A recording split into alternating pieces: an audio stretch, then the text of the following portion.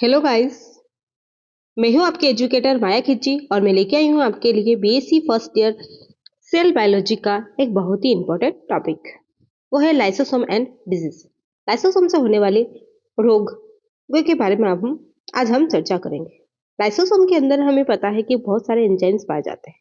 अगर वो enzymes lysosome की झिल्ली के फटने से साइटोप्लाज्म के अंदर आ जाते हैं तो उनसे कई सारी डिजीज काउज हो जाती है।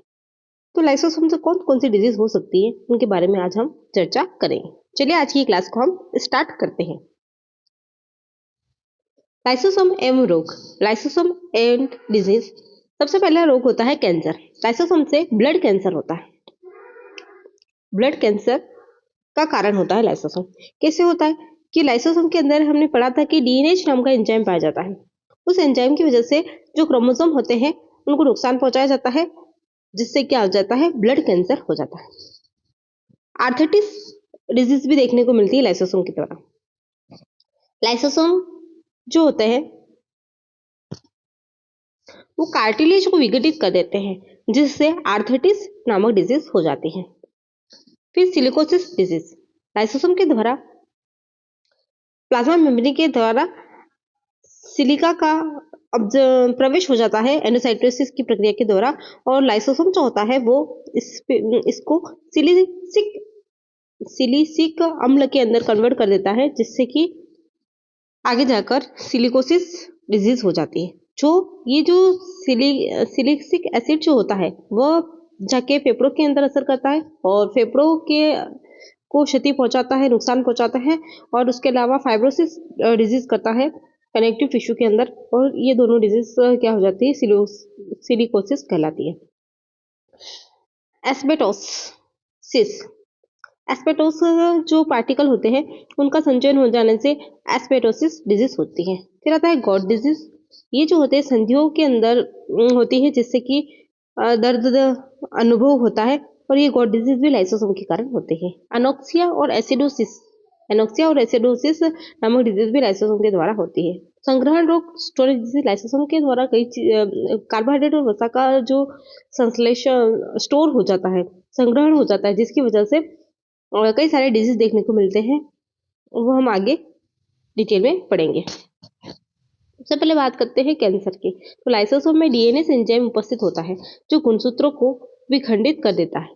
जब मनुष्य में 21वें नंबर का गुणसूत्र क्षतिग्रस्त हो जाता है तो रक्त कैंसर, ब्लड कैंसर को उत्पन्न करने वाले जीन सक्रिय होते हैं। इसके पास क्या है, डीएनएज एंजाइम। ये डीएनएज एंजाइम जो होता है वो किसको क्षतिग्रस्त करता है, क्रोमोसोम को नुकसान पहुंचाता है। कौन से, 21वें नंबर के क्रोमोसोम को, जिससे क्या हो जाता है, आगे जाके ब्लड कैंसर हो जाता है। फिर बात करते हैं आर्थराइटिस। तो लाइसोसोम के पास एंजाइम्स होते हैं, और ये जो एंजाइम्स होते हैं वो क्या करते हैं, जो भी जॉइंट्स होते हैं, जॉइंट्स के ऊपर जो कार्टिलेज होता है उस कार्टिलेज को क्या कर देते हैं, विघटित कर देते हैं, उसको तोड़ देते हैं। और उसके लिए एक महत्वपूर्ण एंजाइम भी होता है, कैथेप्सिन डी एंजाइम। इस एंजाइम की उपस्थिति से जो कार्टिलेज होता है वो विघटित हो जाता है, और उससे क्या हो जाता है, रूमेटॉइड आर्थराइटिस डिजीज हो जाती है, जिससे कि उठने और बैठने में दर्द का अनुभव होता है। चलिए नोट्स में बढ़ते हैं। आर्थराइटिस। लाइसोसोम के एंजाइम संधियों में उपस्थित कार्टिलेज को विघटित कर देते हैं। इस विघटन में कैथेप्सिन डी एंजाइम्स महत्वपूर्ण भूमिका निभाता है। कार्टिलेज के विघटन से रीमेटॉइड आर्थराइटिस डिजीज हो जाती है। संधियों में फ्रिक्सेशन होने के कारण उठने बैठने में बहुत दर्द की अनुभूति होती है। अब बात करते हैं सिलिकोसिस की। सिलिकोसिस क्या होता है, उत्तकी की कोशिकाओं, जैसे कि हमारे शरीर है, कोई सा भी किसी भी प्राणी का शरीर हो, जैसे कि हमारा शरीर है, ये किससे बना हुआ है, ये कोशिकाओं से, सेल से मिलकर बना हुआ है। और जो सेल है उनके ग्रुप को क्या बोला जाता है, टिश्यू कहा जाता है। अब टिश्यू के अंदर क्या हो जाता है, SiO2 सिलिका का अंदर ग्रहण हो जाता है, जिससे क्या बन जाता है, इस SiO2 के ऊपर सिलिसिक एसिड की परत का निर्माण हो जाता है, और इस सिलिसिक एसिड के पास क्या होता है, OH समूह होता है, जो कि लाइसोसोम के पर प्रेजेंट, लाइसोसोम की झिल्ली के अंदर क्या पाया जाता है, प्रोटीन और फॉस्फोलिपिड पाया जाता है। तो उसके साथ क्या हो जाता है, हाइड्रोजन बंध बनाकर उसके साथ हाइड्रोजन बंध का निर्माण करते हैं। ये OH समूह जो होता है लाइसोसोम के प्रोटीन और फॉस्फोलिपिड के साथ क्या बना लेता है, हाइड्रोजन बंध का फॉर्मेशन कर लेता है। इस कारण क्या होता है कि जो लाइसोसोम की जो झिल्ली होती है वो क्या हो जाती है, फट जाती है। और इसके फटने से जितना भी इसके अंदर एंजाइम्स है वो कहाँ आ जाते हैं, साइटोसोल के अंदर आ जाते हैं। जैसे साइटोसोल के अंदर वो सारे एंजाइम्स आएंगे तो वो कहाँ जाएंगे, फेफड़े के अंदर जाएंगे, और फेफड़े के अंदर जाएंगे तो उसको उसके अंदर शोध कर देंगे। उसके अलावा कनेक्टिव टिश्यू के अंदर जाएंगे तो वहां पर कनेक्टिव टिश्यू के अंदर जाएंगे तो वहां पर फाइब्रोसिस कर देंगे, फाइब्रोसिस कर देंगे। तो इस प्रकार सिलिकोसिस डिजीज कहलाती है। एक तो संधि शोथ और एक संधि शोथ क्या, फेफड़ों का शोथ, और दूसरा फाइब्रोसिस, ये दोनों ही डिजीज मिलकर क्या कहलाती है, सिलिकोसिस कहलाती है। फेफड़े के अंदर जो शोथ होता है, फेफड़े का शोथ प्लस फाइब्रोसिस, दोनों को मिलाकर हम क्या बोलते हैं, सिलिकोसिस कहते हैं। और वो किसकी वजह से होता है, लाइसोसोम की झिल्ली के फटने से, क्योंकि वो एंजाइम निर्मुक्त हो जाते हैं और वो फेफड़ों के अंदर चले जाते हैं, कनेक्टिव टिश्यू के अंदर चले जाते हैं, कनेक्टिव टिश्यू के अंदर फाइब्रोसिस करवा देते हैं और फेफड़ों के अंदर शोध कर देते हैं, इन्फ्लामेशन करवा देते हैं, जिसकी वजह से सिलिकोसिस डिजीज होती है। चलिए नोट्स में देखते हैं। उत्तकों की कोशिका द्वारा सिलिका SiO2 को अंतर्ग्रहित किया जाता है। इस कण के ऊपर सिलिसिक अम्ल का निर्माण होता है। इस अम्ल के OH समूह लाइसोसोम झिल्ली में उपस्थित प्रोटीन एवं फॉस्फोलिपिड अणुओं के साथ हाइड्रोजन बंध का निर्माण करते हैं। इस कारण लाइसोसोम की झिल्ली विघटित हो जाती है तथा लाइसोसोम के एंजाइम निर्मुक्त हो जाते हैं। ये निर्मुक्त एंजाइम फेफड़ों की कोशिकाओं को नष्ट कर देते हैं तथा शोथ इन्फ्लामेशन उत्पन्न करते हैं। इन्फ्लामेशन का मतलब क्या था, सूजन। एक तरह से फेफड़ों के अंदर क्या देखने को मिलती, सूजन देखने को मिलती है, क्योंकि उसकी कोशिकाएं जो होती है नष्ट हो रही। इस क्रिया के कारण संयोजी उत्तकों का संश्लेषण प्रेरित होता है, जिससे फाइब्रोसिस हो जाती है। इस प्रकार सिलिकोसिस लाइसोसोम की क्रिया के कारण होने वाला रोग है, जिसमें फेफड़ों के शोथ तथा फाइब्रोसिस हो जाता है। फिर आते हैं एस्बेस्टोसिस। एस्बेस्टोसिस श्वसन क्रिया द्वारा एस्बेस्टस के कणों, एस्बेस्टस पार्टिकल के प्रवेश पर लाइसोसोम की झिल्ली फट जाती है। मान लो कि रेस्पिरेशन हो रहा है और रेस्पिरेशन के अंदर एस्बेस्टस के कण जो है आ गए हैं, तो क्या होगा, लाइसोसोम की जो झिल्ली है वो क्या हो जाएगी, फट जाएगी। जैसे झिल्ली फट होगी तो इसके अंदर जो भी एंजाइम्स होंगे वो कहाँ आ जाएंगे, साइटोप्लाज्म के अंदर आ जाएंगे। और अगर ये मिजोथेलियल सेल के अंदर चले जाए, मिजोथेलियल सेल के अंदर चले जाए तो उसके अंदर क्या हो जाएगा, ट्यूमर हो जाएगा और कैंसर, आगे जाके वो कैंसर में कन्वर्ट हो जाएगा। तो इस प्रकार की डिजीज को हम क्या बोलते हैं, एस्बेस्टोसिस। क्योंकि ये एस्बेस्टस पार्टिकल की वजह से होता है, इसलिए इसको क्या कहा जा सकता है, एस्बेस्टोसिस कहते हैं। एस्बेस्टस के खानों में व्यक्तियों की मेसोथेलियल सेल्स में ट्यूमर हो जाता है।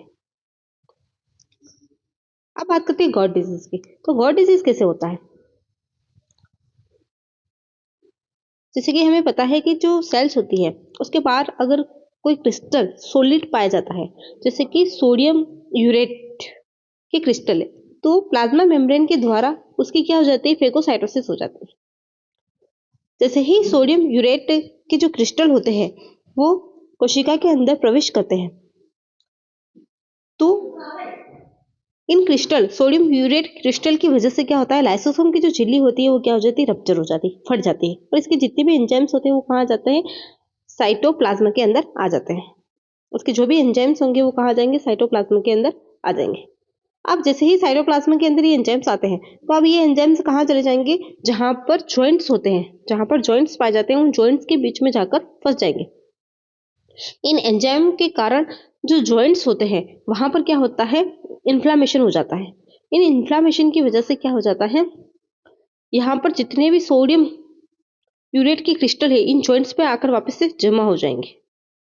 एंजाइम की वजह से क्या होगा, वहां पर इन्फ्लामेशन होगा और सोडियम यूरेट जो क्रिस्टल है वो आकर कहाँ हो जाएंगे, इन जॉइंट्स पे जमा हो जाएंगे, जिससे इस टाइप की जो असामान्य अवस्था होती है उसको क्या कहते हैं, गॉट कहते हैं। इसमें भी चलने फिरने में दिक्कत होती है और जोड़ में बहुत ज्यादा दर्द रहता है।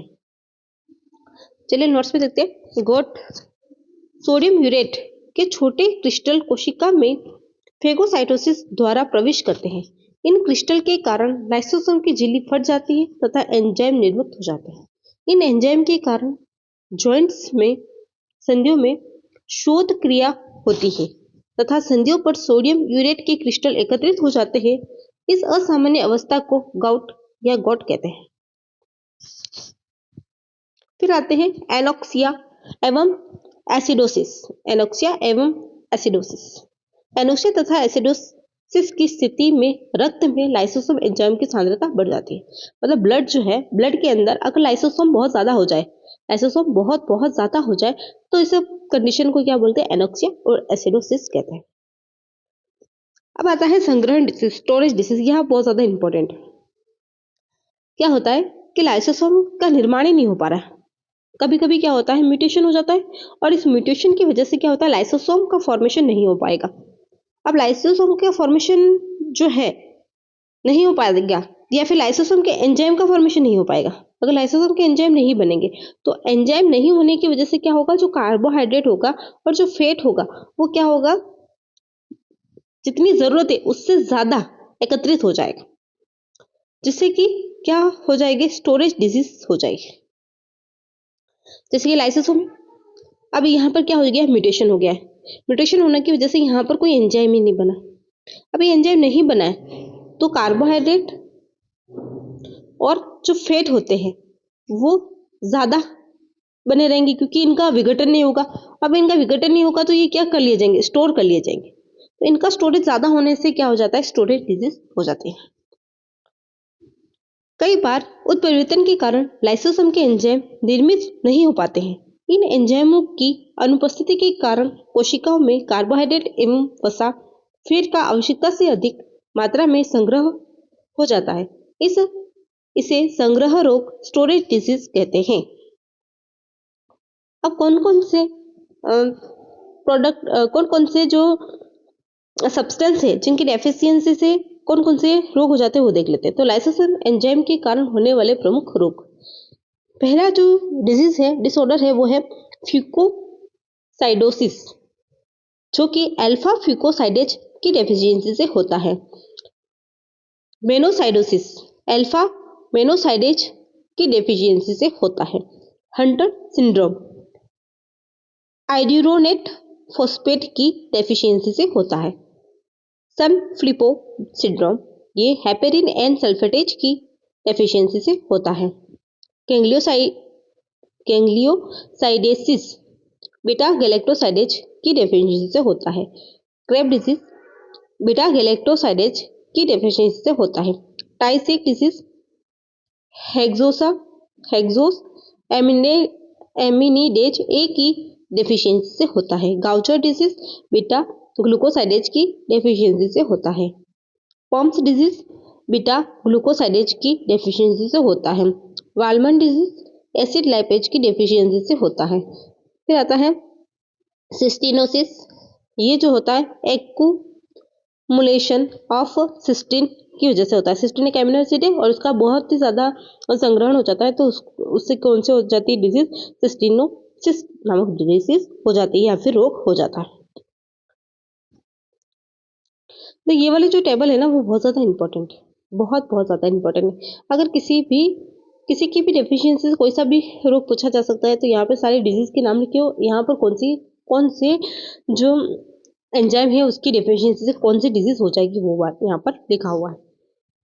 तो ये बहुत ज़्यादा इंपॉर्टेंट हो जाती है, कॉम्पिटिशन एग्जाम के लिए भी बहुत ज़्यादा इंपॉर्टेंट है।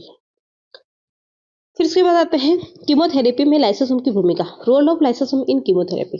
तो लाइसोसोम जो होते हैं वो कीमोथेरेपी के अंदर भी हेल्प करते हैं, क्योंकि हमें पता है कि जो कीमोथेरेपी के अंदर जो भी मेडिसिन दी जाती है वो प्लाज्मा मेम्ब्रेन उनके लिए परमेबल नहीं होती, प्लाज्मा मेम्ब्रेन को भेद के वो कोशिका के अंदर प्रवेश नहीं करती। तो ऐसी डिजीज को प्लाज्मा मेम्ब्रेन के थ्रू कोशिका, सम टेक्निकल इशू की वजह से वीडियो पॉज हो गया था, हम वापस देख लेते हैं।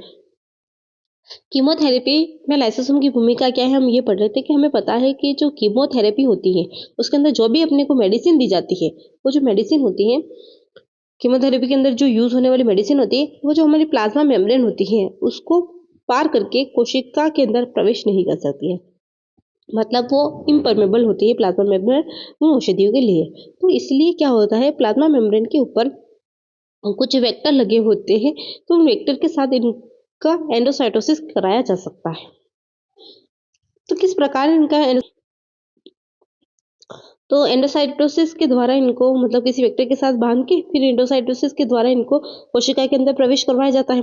और जैसे ही एंडोसाइटोसिस के द्वारा कोशिका में इसका प्रवेश होता है तो लाइसोसोम के अंदर ये चली जाती है, और लाइसोसोम के अंदर वेक्टर प्रोटीन और जो भी मेडिसिन होती है उनका क्या हो जाता है, उद्भाषण होता है, और फिर ये कहाँ साइटोप्लाज्म में निर्मित कर ली जाती है, और फिर यहाँ पर औषधि जो होती है अपना कार्य कर सकती है। कीमोथेरेपिक जो औषधियाँ होती है वो अपना मेडिसिन जो होती है वो अपना जो कार्य है वो कहाँ पर साइटोप्लाज्म के अंदर परफॉर्म कर पाती है। तो इस प्रकार कीमोथेरेपी के अंदर भी लाइसोसोम अपने एक इम्पोर्टेंट रोल को निभाता है। चले नोट्स में पढ़ते हैं। वे औषधियाँ जो कीमोथेरेपी में प्रयुक्त होती हैं लेकिन प्लाज्मा झिल्ली को भेदने में असमर्थ होती है, इन औषधियों को किसी वाहक के साथ बंधित कर दिया जाता है जो कोशिका में एंडोसाइटोसिस द्वारा प्रवेश करता है। कोशिका में प्रवेश करने वाली औषधियाँ तथा वेक्टर प्रोटीन लाइसोसोम के एंजाइम द्वारा उद्भाषित होते हैं। इस कारण निर्मित औषधि साइटोप्लाज्म में अपना कार्य करती है। अब बात करते हैं परऑक्सीसोम की, क्योंकि लाइसोसोम की डिजीज जो थी वो हमारा लास्ट टॉपिक था जो हमारा बच गया था। इसका पार्ट 1 और पार्ट 2 हमने पहले ही डिस्कस कर लिया, जिसका लिंक मैं डिस्क्रिप्शन बॉक्स के अंदर दे दूंगी। अब हम आज एक छोटा सा और सेल ऑर्गेनेल्स बचा हुआ है हमारे यूनिट 5 के अंदर, परऑक्सीसोम, उसको भी हम कवर कर लेते हैं। तो बात करते हैं परऑक्सीसोम। परऑक्सीसोम भी कैसे होते हैं, लाइसोसोम के जैसे जैसे पाउचेसिस होते हैं। ये भी लिपिड की बनी हुई, इनके पास एक मेम्ब्रेन होती है, और इनके जो कोर होता है, कोर के अंदर एक कोर पाई जाती है जो कि क्रिस्टलाइन होती है। उसके अलावा यहाँ पर इसका मैट्रिक्स बना होता है जिसमें ऑक्सीडेज और पर ऑक्सीडेज और कैटेलेज एंजाइम पाए जाते हैं, कैटेलाइज एंजाइम देखने को मिलते हैं। इन तीनों एंजाइम की प्रेजेंट की वजह से ही इनको क्या बोल दिया गया है, पर ऑक्सीसोम कहा जाता है। इसीलिए इनको क्या कहा जाता है, पर ऑक्सीसोम्स कहा जाता है। इनको पर ऑक्सीसोम किसने कहा था, तो इनको डी डुवे नामक साइंटिस्ट ने पर ऑक्सीसोम नाम दिया था। क्यों दिया था, क्योंकि इसमें पर ऑक्सीडेज नामक एंजाइम बहुत ज़्यादा मात्रा में पाए जाते हैं और कैटेलाइज एंजाइम पाए जाते हैं, कैटेलाइज एंजाइम पाए जाते हैं, और पर ऑक्सीसोम के अंदर पर ऑक्सीडेज एंजाइम की उपस्थिति होने के कारण इसको पर ऑक्सीसोम नाम दिया गया था। चलिए नोट्स में देखते हैं। तो हम पहले डायग्राम देखते हैं। तो जैसे कि लिपिड की बाइलेयर है और यहाँ पर क्रिस्टलाइन कोर है जो समटाइम प्रेजेंट होती है, कभी कभी नहीं भी होती है। कोशिका के अंदर हम देखें तो इस तरह से छोटे छोटे पाउचेस के रूप में हमें क्रिस्टलाइन कोर के साथ परऑक्सीसोम देखने को मिल रहा है, और ये इसका क्या हो जाएगा, मैट्रिक्स हो जाएगा, जहाँ पर एंजाइम्स भरे हुए हैं, जहाँ पर बहुत सारे एंजाइम्स हैं। तो यहाँ पर हम क्लियरली देख सकते हैं फॉस्फोलिपिड की बाय मेम्ब्रेन जो देखने को मिल रही है, और क्रिस्टलाइन कोर जो है यहाँ से लगाकर यहाँ तक के बीच में क्रिस्टलाइन कोर है, और ये जो है इसका मैट्रिक्स है, उस मैट्रिक्स में कई सारे एंजाइम्स की प्रेजेंस आपको यहाँ पर दिख रही होगी, जिसमें से मेनली एंजाइम्स कौन से होते हैं, एक तो होता है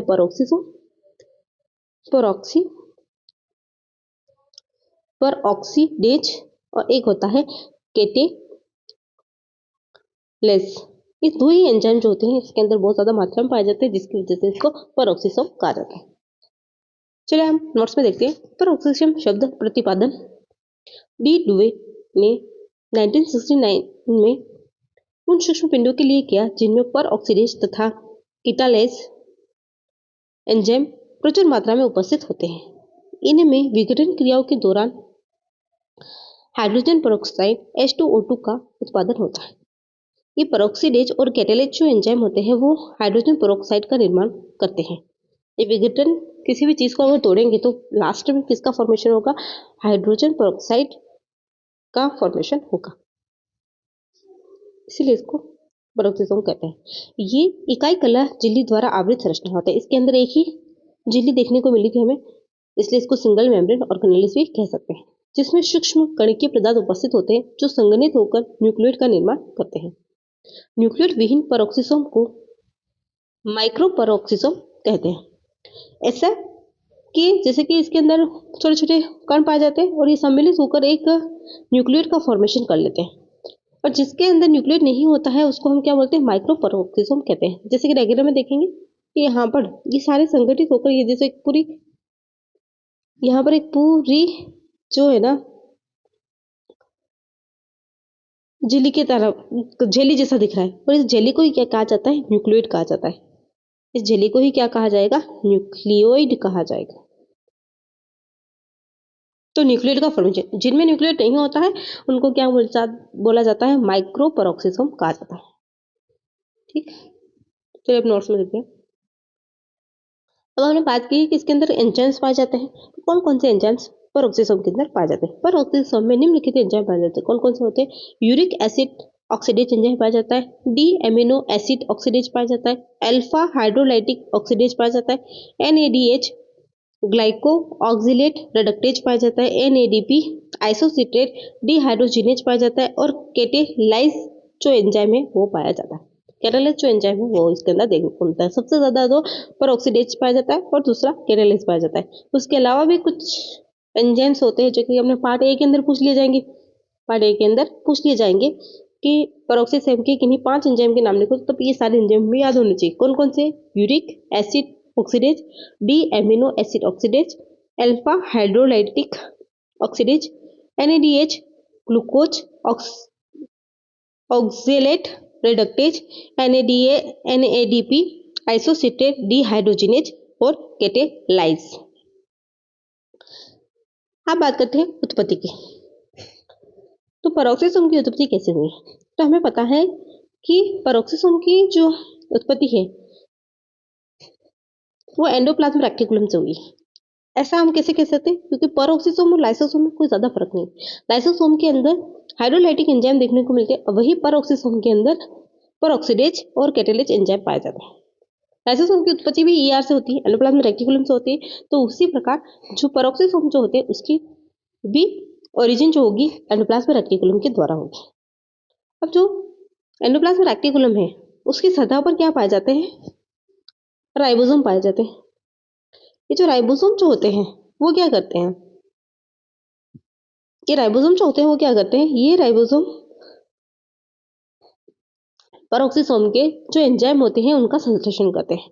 फिर जैसे ही ये पेरोक्सिसोम के जो एंजाइम होते हैं वो संश्लेषित हो जाते हैं और वो कहाँ चले जाते हैं? एंडोप्लाज्म रेक्टिकुलम के सिस्टर्नी के अंदर प्रवेश कर जाते हैं।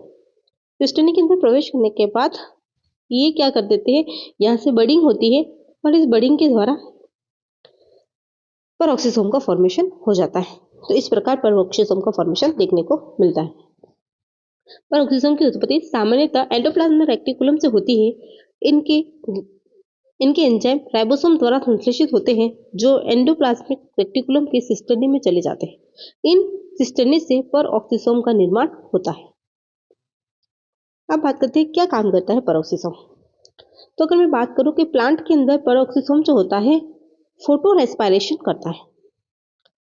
फोटो रेस्पिरेशन करता है। ये एक वेस्ट प्रोसेस होती है जो कि हम प्लांट बोटनी के अंदर पढ़ते हैं। तो पेरोक्सिसोम के अंदर पेरोक्सिसोम फोटो रेस्पिरेशन के अंदर भाग लेते हैं। जैसे कि फोटो रेस्पिरेशन की जो क्रिया होती है वो 3 ऑर्गेनेल्स के अंदर होती है। उसमें से एक जो ऑर्गेनेल्स होता है वो कौन सा होता है? पेरोक्सिसोम होता है। फिर ये क्या कर सकते हैं ऐसा? तो पेरोक्सिसोम के अंदर ऐसे एंजाइम पाए जाते हैं जो क्या करते हैं? हाइड्रोजन पेरोक्साइड को तोड़ते हैं। किसके अंदर? एक जल के अणु और हाफ O2 के अंदर तोड़ देते हैं। इसलिए ये जो होता है हाइड्रोजन पेरोक्साइड के विघटन के लिए भी बहुत ज्यादा इंपॉर्टेंट है। फंक्शन की बात करें तो हरे पादपों में, ग्रीन प्लांट में पेरोक्सिसोम प्रकाशीय श्वसन फोटो रेस्पिरेशन को संपादित करता है। पेरोक्सिसोम के ऑक्सीडेज एंजाइम हाइड्रोजन परमाणु को आणविक ऑक्सीजन तक स्थानांतरित करते हैं जिससे हाइड्रोजन पेरोक्साइड का निर्माण होता है। हाइड्रोजन पेरोक्साइड अत्यधिक विषाक्त होती है, बहुत ज्यादा जहरीली होती है। इस कारण पर ऑक्सीडेज एंजाइम के द्वारा इनका विघटन H2O जल व ऑक्सीजन में हो जाता है। पर ऑक्सीडेज एंजाइम कहाँ पाए जाते हैं? पेरोक्सिसोम में पाए जाते हैं, जो क्या करते हैं हाइड्रोजन पेरोक्साइड का विघटन कर देते हैं। जहाँ जैसे कि हमने यहाँ पे देखा है कि H2O2 जो होती है वह पर ऑक्सीडेज एंजाइम की प्रेजेंस में जल और एक हाफ O2 के अंदर कन्वर्ट हो जाती है। H2O प्लस हाफ O2 में कन्वर्ट हो जाते हैं, जिसको हम आणविक ऑक्सीजन भी कह सकते हैं। तो ये जो था क्या था, पेरोक्सिसोम हमने कंप्लीटली पढ़ लिया। और आज हमने लाइसोसोमल डिजीज के बारे में पढ़ लिया। लाइसोसोम का जो पार्ट 1 है और पार्ट 2 है, इसका लिंक मैं डिस्क्रिप्शन बॉक्स में दे दूंगी। पेरोक्सिसोम इसके साथ ही कवर कर लेंगे। यूनिट 5 जो है वो हमारी आज कंप्लीट हो जाती है। अब बचा है यूनिट 2 के अंदर हमारा सेल साइकिल, जिससे हम कल की क्लास में देखेंगे, सेल डिवीजन और सेल साइकिल। और उसके बाद हमारा यूनिट 2 जो है सेल बायोलॉजी के अंदर कंप्लीट बाकी है। इस तरह से हमारा कंप्लीट सेल बायोलॉजी का कोर्स हो जाएगा बीएससी फर्स्ट ईयर का। अगर आपको मेरी ये वीडियो अच्छी लगती है तो वीडियो को लाइक करें, शेयर करें और कमेंट्स करें। आपके कमेंट से मुझे मोटिवेशन मिलता है। मिलते हैं नेक्स्ट वीडियो में, तब तक के लिए बाय। और हाँ, चैनल को सब्सक्राइब जरूर करें।